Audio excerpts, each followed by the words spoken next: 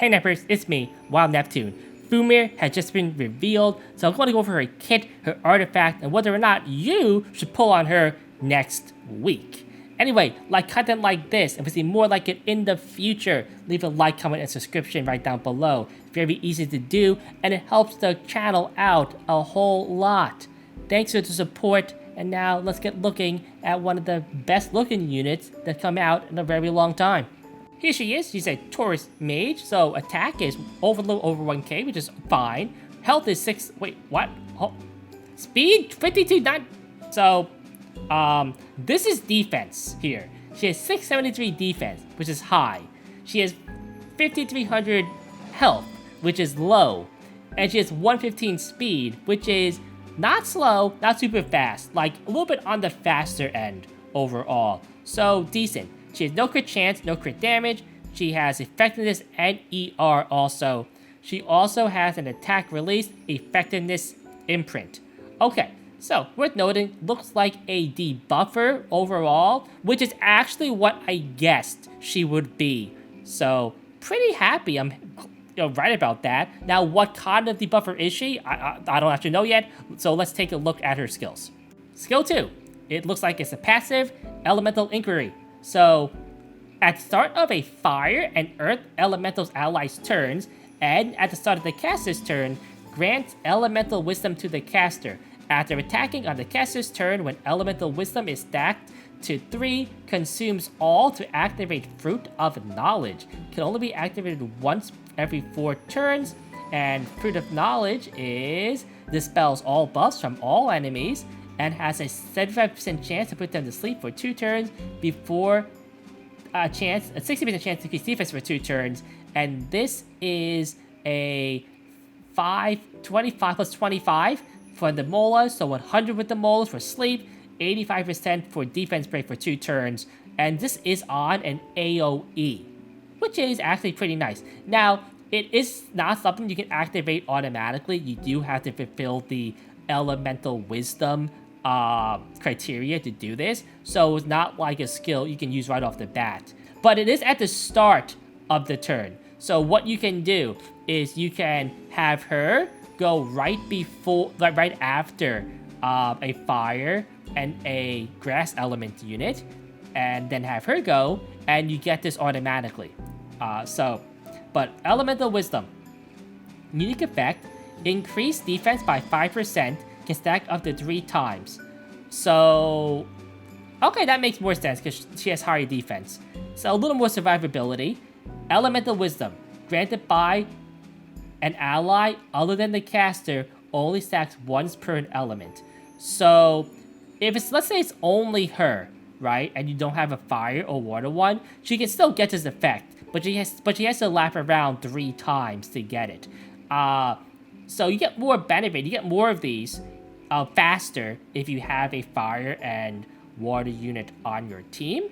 Oh, but not fire and earth unit on your team, which is interesting. Because this also doesn't work with ML units or water units either. And when I think about a lot of fast units, they actually are water units or, well, ice units and ML units. So, okay, sure. I guess let's look at the animation here. So, it's, okay, just like go into the void.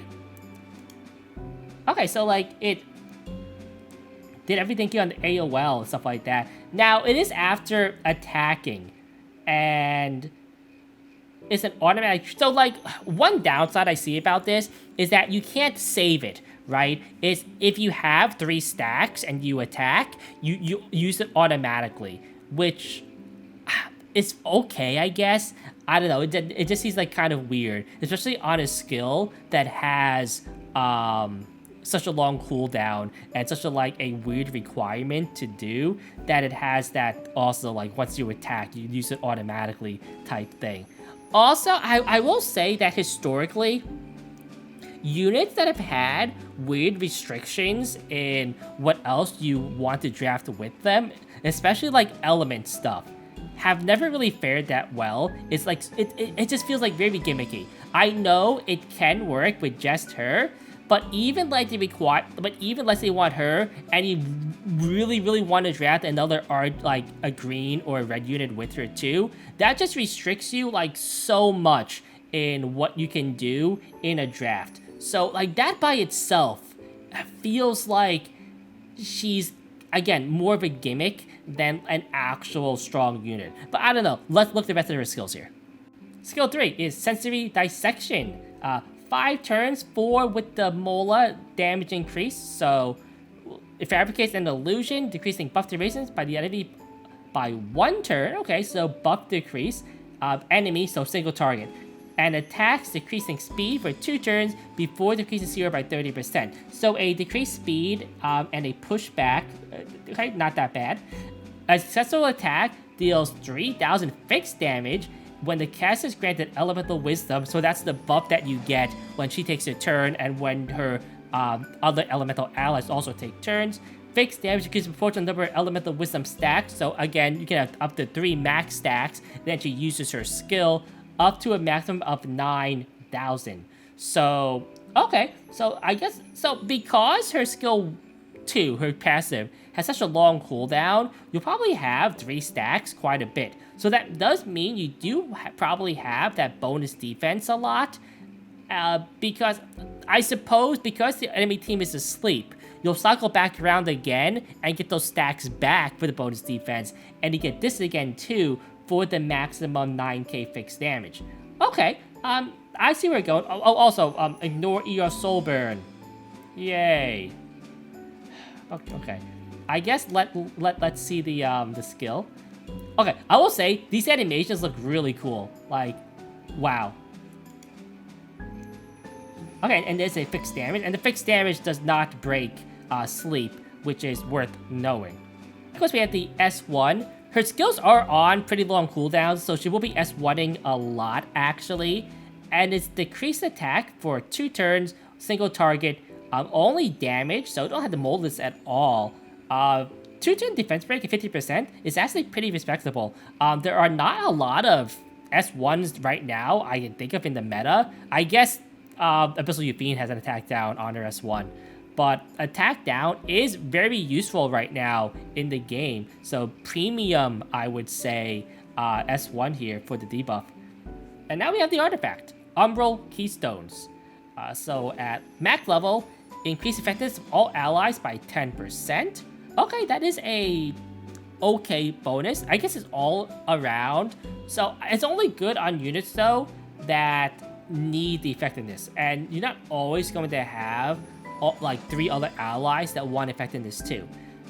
At the end of every 2 allies' turns, so for the caster, increase CR of the caster by 20%. So it's 10 at level 1, 15 is 15, and max is 20.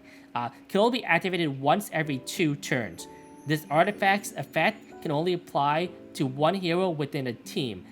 And that makes sense, because let's say if your whole team had this artifact would just feed each other, and you have like constant like CR boosts all the time, which is, you know, not something you want to happen. Now, once every 2 turns, this does mean once every other caster's 2 turns, but because I assume you'll be building her pretty quickly, pretty fast, that those 2 turns will be, well, pretty fast also.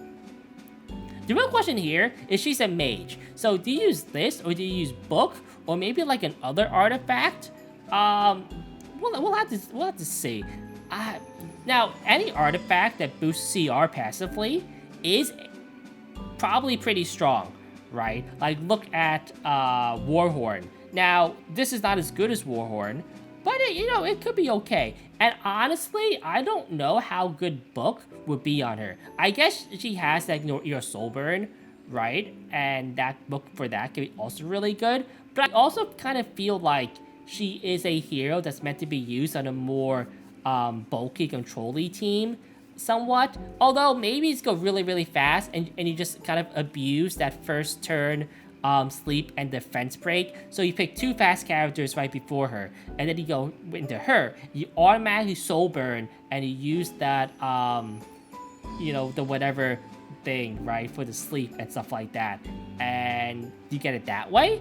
I don't know. That's really interesting, right? Again, though, that it does put like such heavy restrictions on your drafting, and that is like the big issue.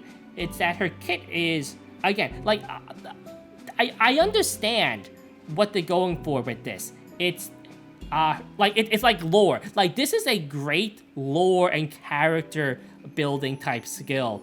She's taking all the research and knowledge, right? She's gaining like help from her like lab buddies, right, in order to make this like attack, and like through like their combined knowledge, she makes this amazing skill, right? That's really cool.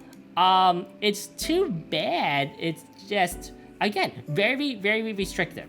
One good thing, though, I will say, is that she seems pretty Mola friendly. Like this one here, because of the fixed damage, you don't have to Mola the damage here. Just get the cooldown. This is 3 Molas. We already know the S1 has no increased chance, so you can leave this alone.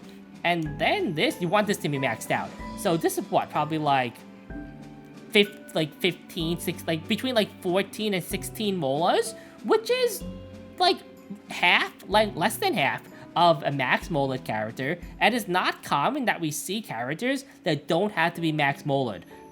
So, like, relatively low investment unit overall.